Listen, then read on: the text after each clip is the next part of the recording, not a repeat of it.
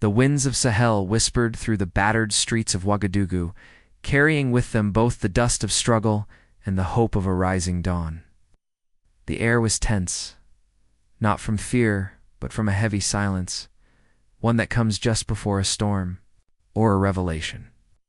Captain Ibrahim Traoré sat in quiet reflection inside the modest presidential quarters, far from the lavish excesses of other African leaders. His hands, strong and calloused from years of discipline and service, rested on a worn Bible left behind by his late grandmother, an unshakable woman of faith who had raised him in the dusty village of Bobo Dioulasso. Though a Muslim by birth and practice, Ibrahim had grown up under the influence of both Islam and Christianity. In his grandmother's hut, the Quran sat side by side with the Holy Bible. He remembered the way she used to say, "My child, God is not the God of division. Whether by Quran or Bible, truth always finds the humble heart." But now, in the turbulence of Burkina Faso's internal war, religious unity was crumbling. Churches were being burnt by extremist factions. Innocent Christian families were fleeing. Their villages' pastors and priests were being kidnapped. It was a crisis that the West ignored and one he could no longer bear in silence. And so, on a quiet Sunday morning, after days of fasting and reflection, Ibrahim Traoré called for a national broadcast. The cameras went live. No formal military uniform, no presidential flags, just Ibrahim dressed in a simple white kaftan. Seated behind a wooden table with a Bible and Quran resting beside each other, he looked directly into the lens, his eyes tired but burning with purpose. "To my beloved Christian brothers and sisters in Burkina Faso and across the world," he began softly, "this message comes not as your president, but as your fellow human, your brother." The silence deepened. "I have watched with pain in my heart the attacks upon your places of worship. I have heard the cries of children whose parents were taken by cowards hiding behind a false god. I have seen the flames that consumed your churches, and I have felt the shame of a system that did nothing to stop it." His voice cracked for the first time. "When did we become strangers in the land we built together? When did we allow foreign puppets and extremists to convince us that you, the people who fed our hungry, taught in our schools, and prayed for peace, are now the enemy?" He paused, and the silence on the airwaves turned heavy with emotion. "I remember the Christian nurse who treated my wounds during military training when I was a young cadet. I remember the old pastor who blessed my unit before our deployment. To the north, I remember the choir of orphans singing during Christmas in Bobo, the same children whose chapel now lies in ashes." He placed his hand on the Bible. "To be Christian in today's Burkina Faso is to carry a cross heavier than most. But hear me clearly. You are not forgotten. You are not abandoned. And you are not alone." The room behind him was silent, save for the sound of his breath. Let it be known across every village, town, and region. Whoever attacks a Christian in Burkina Faso attacks the very soul of our nation. We will not stand for it anymore. And then with a gentle but powerful conviction, he uttered words that would echo beyond Burkina Faso's borders. "The blood of martyrs may water the soil of faith, but it shall never silence the voice of God. To every Christian family mourning, I kneel with you. To every church leader hiding in fear, I stand by you. To every enemy who seeks to divide us by religion, I warn you. You have awakened a generation that will not be broken by fear nor bribed by foreign gold." He looked down at both books on the table. "This Quran and this Bible, they are not weapons of war. They are bridges of truth. And I, Ibrahim Traoré, will guard that bridge with every drop of blood in my body." His words exploded like thunder across Burkina Faso. In churches across Ouagadougou and Dori, priests wept as they played the broadcast over loudspeakers. Muslim imams called their congregations to stand with Christians in unity. Small villages that had once feared retaliation from terrorists began organizing watch groups to protect churches. Across social media, the hashtag #WeStand as one trended across Africa. Christian youth groups once afraid to gather in public held candlelight vigils in defiance of the violence. Pastors and imams held joint prayers. Even in distant countries, Nigeria, Ghana, South Africa, Congo, Young Christians reposted the video inspired by a Muslim leader who had boldly defended them more than their own governments ever had. 8. But with light comes shadow. Traoré knew that this message had made him more enemies. Foreign powers that funded division, mercenaries paid to spill blood in the name of religion, and even some within his own military who saw unity as a threat to their hidden profits. And far away, in a dimly lit room outside Paris, a group of foreign agents watched the broadcast in silence, then turned to each other with grim faces. "This boy is becoming a problem," one of them said. "A very spiritual one," replied another. "Then perhaps it's time we extinguish his candle before it lights the whole continent." While thousands of candles flickered in Christian homes across Burkina Faso, symbolizing hope reborn, the shadows lengthened in the corridors of foreign embassies, deep state bunkers, and the high towers of multinational companies whose profits bled the African soil. To the oppressed, Traoré's message was a breath of divine courage. To the wicked, it was a war cry. In an underground meeting room in Abidjan, Côte d'Ivoire, a gathering of Western military advisors, corporate liaison, and African power brokers watched the replay of Traoré's broadcast. The air rire of cigars, arrogance, and fear. "The boy's message is dangerous," barked a French intelligence operative. "Things rallying both Muslims and Christians under one banner," said another, clicking through social media reports. "And now even our own funded militias are hesitating to attack churches. He's poisoning their minds with unity." A Nigerian oil executive chuckled bitterly. "You're not seeing the bigger picture. He's not just protecting Christians. He's awakening African spirituality and resistance. His message isn't political. It's prophetic. That's far worse." An American private military contractor leaned forward. "Then maybe it's time for a divine interruption." Meanwhile, in the north of Burkina Faso, where the desert meets blood and dust, Christian soldiers and Traoré's restructured army were holding a secret prayer service. It was led by Sergeant Emmanuel Kibouli, a devout Christian and loyal defender of Troy. With rifles slung across their backs, these men prayed under a broken baobab tree. "Father, protect our leader. Shield him from the enemies that come in suits and in shadows. Strengthen his hands and use us even unto death to keep your people safe." As they ended, they heard distant gunfire. Another village under attack. Without hesitation, they ran into the fire. They weren't just soldiers now. They were guardians of the covenant. Back in Ouagadougou, Traoré received a handwritten letter. Came from an elderly Christian woman in the city of Kaya.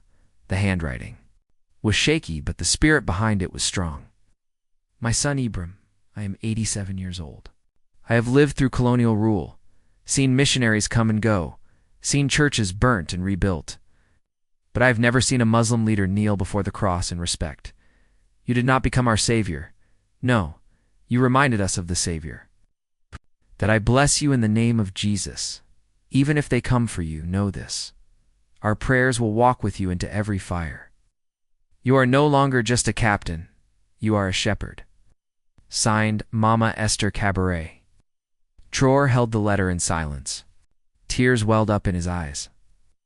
This wasn't about politics anymore. It never had been. Unbeknownst to Traoré, an invisible line had been crossed. A former Burkina intelligence chief, now operating from Senegal, had been reactivated by a Western intelligence alliance. His mission was simple: infiltrate the military council, sow seeds of distrust, and deliver Traoré into chaos. But something strange began happening. Each time he moved to strike, one of his agents defected. Each whisper of conspiracy was met with an unexplainable silence. One of his own spies, a young soldier named Isaac, defected to Traoré's side after attending a secret worship service in an abandoned cathedral turned refugee shelter. In his confession, Isaac said, "I was sent to destroy you, but when I saw the people praying for you, I knew I was serving the wrong master." In Atlanta, Georgia, in Kingston, Jamaica, in Sao Paulo, Brazil, black Christians gathered in small circles. They had seen the video. They had translated it. They had wept. A Christian radio host in Detroit said on air, Muslim leader in Burkina Faso, has done more to protect Christians than some of our own leaders.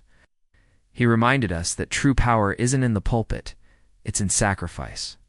In Lagos, Nigeria, a prominent Pentecostal church replayed Traoré's message during Sunday service. The congregation stood up and clapped for 5 minutes straight. A bishop in South Africa said publicly, "Ibrahim Traoré is not just a Banabe leader. He is becoming the voice of an African Reformation." That night, as Traoré walked through the garden of the presidential compound, he saw a vision. Not in dreams, not in hallucination, but in conviction. He saw Burkina Faso, where mosques and churches rebuilt each other's walls, where Muslim and Christian orphans sat side by side in schools, where Western powers no longer dictated the faith. Of a nation where the blood of the innocent no longer watered the soil of betrayal.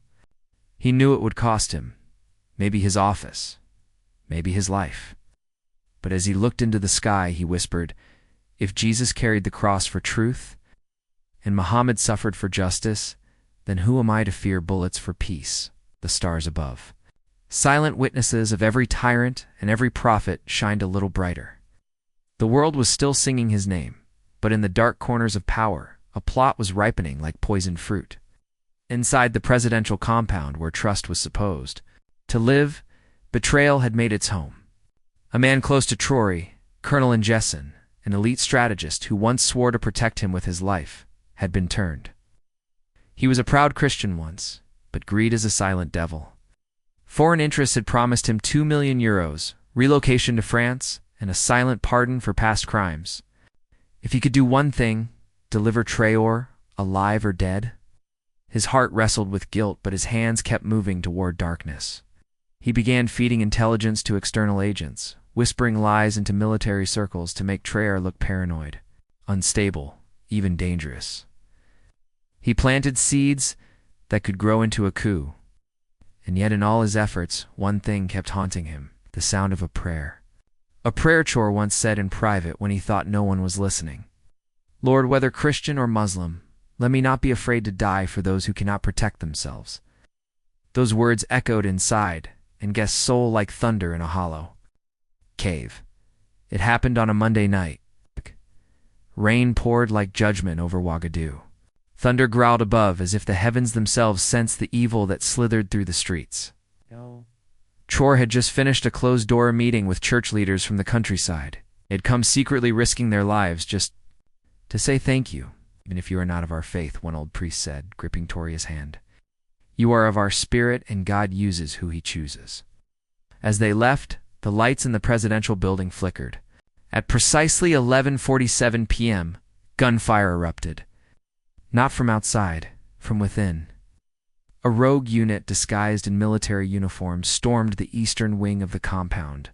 They weren't there to arrest. They were there to erase. Traoré's guards fought back fiercely. Many fell. The compound became a war zone. Inside his room, Ibrahim Traoré kneeled, not out of fear, but to pray. We whispered words not in Arabic, but in a Christian psalm his grandmother taught him. "Even though I walk through the valley of the shadow of death, I shall fear no evil." As the attackers closed in, his most loyal bodyguard, Sergeant Yahya, himself a Muslim, stood at the door with a trembling Bible in one hand and a rifle in the other. "You taught us to protect all faiths, Captain. Even if I die tonight, know that. Your message did not fall on deaf hearts." Gunshots exploded, glass shattered, walls cracked, but Traoré was gone. The attackers burst into the room only to find an empty chair and a burning candle still standing on the desk. He had been warned by a last-minute informant.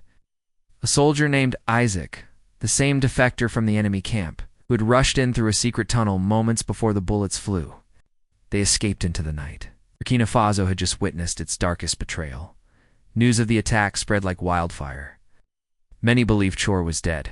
The state media was silenced. The embassies released cold, calculated statements urging stability and constitutional order, but the people were not silent.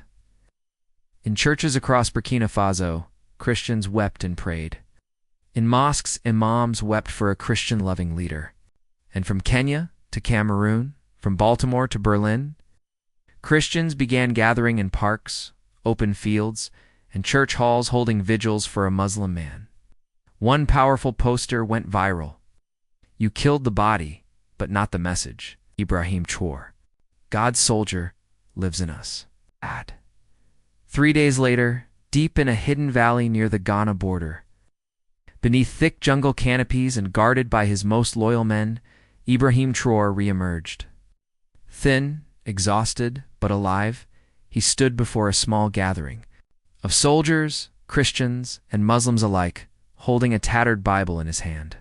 "They tried to kill me," he said calmly, "because I dared to protect the innocent. Guz, I refused to sell my soul for gold and silence." His eyes burned. "But I am still here, not because I am strong, but because your prayers carried me. Now I make this promise to the people of God of every faith. I will return to Ouagadougou, not with vengeance, but with victory. Not in the name of a religion, but in the name of justice, unity, and truth." Cheers broke out among the fighters. Some wept. A young Christian soldier stepped forward and saluted him. "Captain, we are ready to follow you, even into the fire." And from behind him, the jungle echoed not with birdsong, but with the rising voices of soldiers singing an old hymn, learned from the churches that once burned. "Though the storms may rise and the night grow long, we shall stand for right and we shall be strong. For God walks with those who bear the pain, and from their ashes he shall reign." Rain dripped from the leaves above as Ibrahim Traoré marched quietly through the jungle paths of southern Burkina Faso. He was no longer just a soldier. He was no longer just a head of state. He had become a symbol, a flame the world had tried to extinguish. Now burning even brighter, people called it a resurrection. Churches called it divine intervention. And the resistance, they called it Operation Covenant. By his side were men and women of both faiths. Christians with crosses hung over their necks, Muslims with prayer beads in their hands. They shared water, bread, bullets, and belief in the idea that justice for one was justice for all. They moved village to village, greeted not with fear, but with tears and open arms. In Tankogo, a small Christian girl named Abigail ran to Troy, barefoot, holding a handmade card. On it, written in French and broken English, were the words, "Jesus loves you. Thank you for not letting them kill us." He knelt, hugged her tight, and whispered, "As long as I breathe, you will never be alone." Meanwhile, the capital descended into controlled chaos. The rogue military council, led by Colonel Ennison, had seized the National Assembly and declared a state of emergency. They claimed Traoré had resigned due to health concerns and accused him of treasonous alliances with foreign Christian groups, but the people weren't buying it. Across Ouagadougou, churches opened their doors and rang their bells nonstop. "Bring back our captain" became the chant of the people. Thousands of Christians and Muslims marched together toward the presidential palace, waving crosses and Qur'ans side by side. Pastors and imams stood shoulder to shoulder, calling out the betrayal.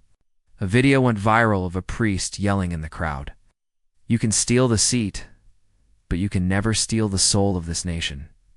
And that soul is still alive. Soldiers sent to disperse the crowd began laying down their weapons. Some even joined the protest. The coup was unraveling, but Ennison had one final card to play.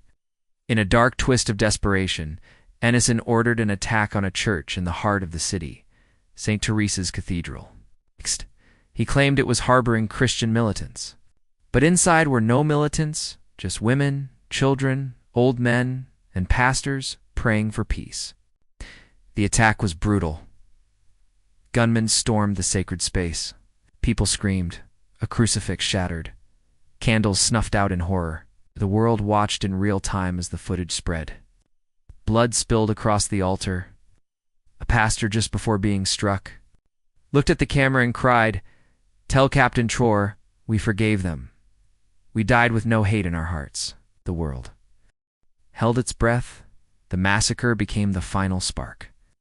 From the mountains of Ghana to the plains of Niger, from the streets of Kinshasa to South African townships, the call to rise could no longer be ignored. African Christians took to the streets.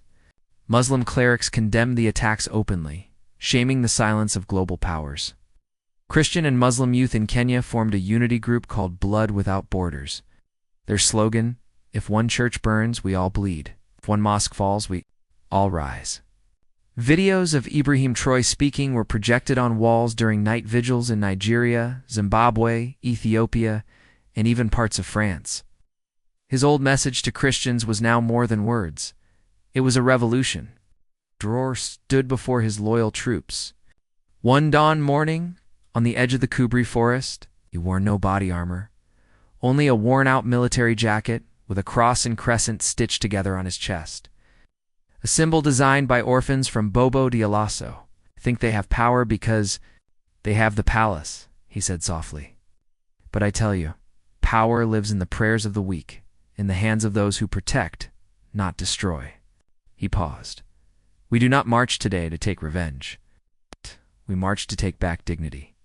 For the churches that burn, for the people killed in their faith, for every mother praying in secret, and for every soul who chose peace when bullets rained down." The soldiers lifted their fists, and behind them, unexpected, walked thousands of civilians. Unarmed, dressed in white, women with babies tied to their backs, old men holding prayer books, children holding signs that read, "Let Traoré lead. We are one blood." This time the people fight back. The march to Ouagadougou had begun. This was no longer a resistance. This was a resurrection. The sun rose slowly over Ouagadougou, like a witness preparing to testify. For the first time in weeks, hope had weight. From the rooftops of buildings, people watched in stunned silence as a sea of thousands. Soldiers, civilians, Christians, Muslims, even animists marched toward the capital. Their chants were not of war, but of resurrection. Ouagadougou is not for sale. Justice for the church. Bring back the people's captain. Leading the march was Ibrahim Traoré, now riding on foot in front of a humble convoy. His jacket was torn, his boots were dusty, but his heart was thunder. By his side walked men who once served in silence.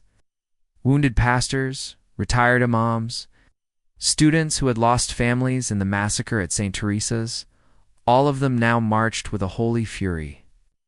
As the crowd neared the presidential gates, they saw something strange. No soldiers, no barricades, only silence and fear. The rogue council had retreated into the palace, shaken by the massive uprising. Inside the presidential chamber, Colonel Ngesses stood alone, watching from a tall window. He could hear the chants, could feel the ground trembling. One of his aides rushed in. "Sir, the soldiers outside have refused to fire. Some are singing hymns. The people are inside the compound." Gessin gripped the edge of the table. His power was crumbling faster than he imagined. He turned to the aide with trembling hands. "Prepare the plane. If we can't silence him, we run." But it was too late. A few minutes later, a young priest named Father Jose approached the palace gates, holding nothing but a white cloth tied to a cross. Behind him stood children and elders, singing an old Burkina worship song. "We are not afraid, though the earth shakes. God walks with those who cry for the broken." The gates creaked open. Traoré stepped forward, surrounded by his protective unit, but he raised a single hand, commanding no violence. He turned to the crowd. "Today, we reclaim not just a building, but our future. If we storm this palace with hate, we become like those. We fight. But if we walk in with dignity, history will never forget that in Burkina Faso, the people stood taller than their oppressors." The crowd went quiet, a sacred silence. Then with measured steps, Traoré and his unit walked through the gates. No gunfire, no resistance, only trembling walls haunted by justice. In the grand hall, Ibrahim Traoré found Colonel Ngessin seated, wearing full military regalia like a man hiding behind a mask of power. They locked eyes, and Ngessin stood slowly and whispered, "You shouldn't be alive." Traoré replied without blinking, "Neither should your shame." He walked up, took off his jacket, and laid the stitched cross and crescent over the table between them. "This is the Burkina Faso you tried to kill, but it lived through the churches you burned and the prayers you mocked. And Guess's voice cracked. "You promised me peace, a new order. You were becoming too powerful, too spiritual. You united the people beyond control." Troy's eyes narrowed. "No, Colonel. I didn't unite them. God did. No power on earth can divide. What has been reborn in fire?" Traoré turned to his men. "Disarm him. He will face trial. Not just for treason, but for every prayer interrupted, every candle extinguished." As the news spread across the nation that the palace was reclaimed without a single shot fired, bells rang again at the broken churches.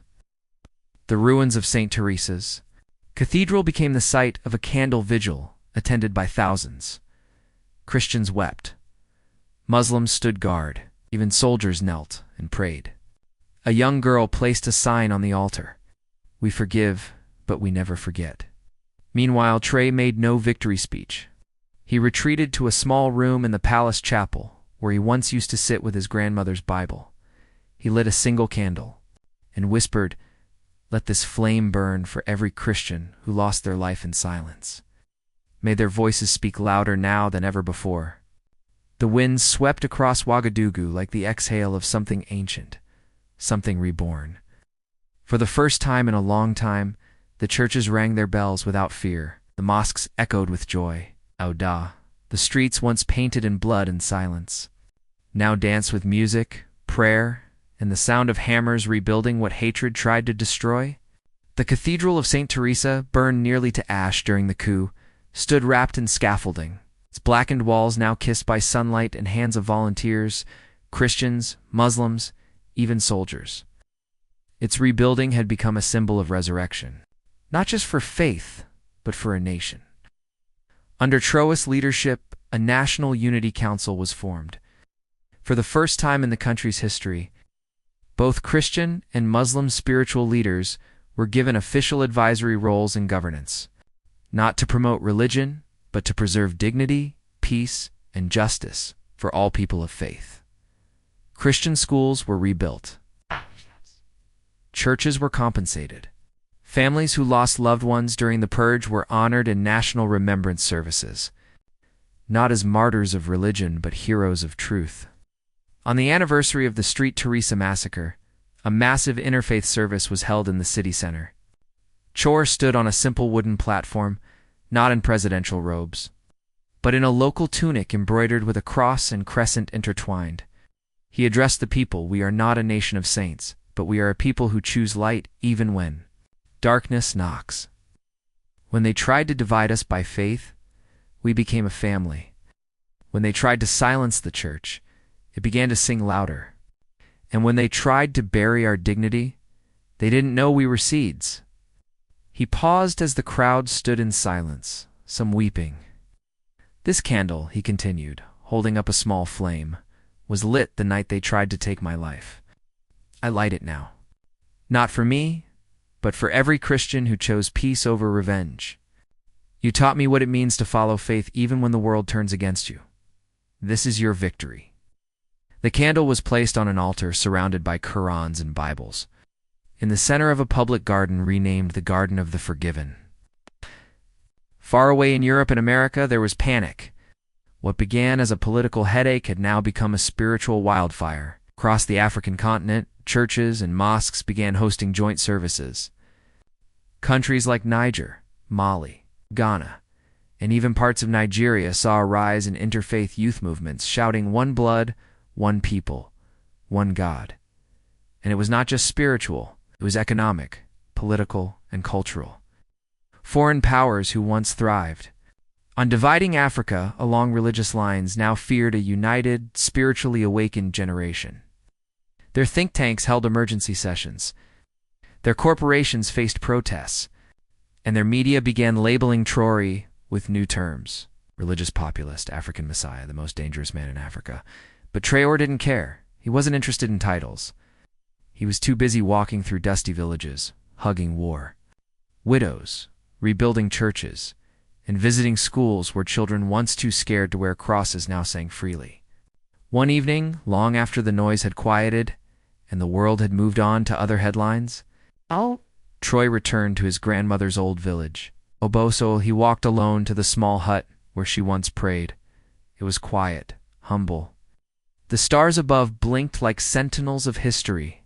He knelt where she used to kneel, beside the tattered Bible she left behind. Then lighting a final candle, he whispered, "I kept my promise, Mama. I carried the cross when no one else would." The candle flickered, but it did not go out. Years later, children across Africa would learn about the candle revolution. Not from textbooks written in Europe, but from songs sung in villages. Sermons whispered in churches and stories told by old warriors around evening fires. And when asked who saved the Christians of Burkina Faso, the answer was never one man. It was a people who chose light over darkness. It was a leader who prayed with both hands. It was a candle that refused to die. Thank you for watching, Heat. Heat. Applause. Music heat. Heat. Music heat. Music. Applause. Heat. Music.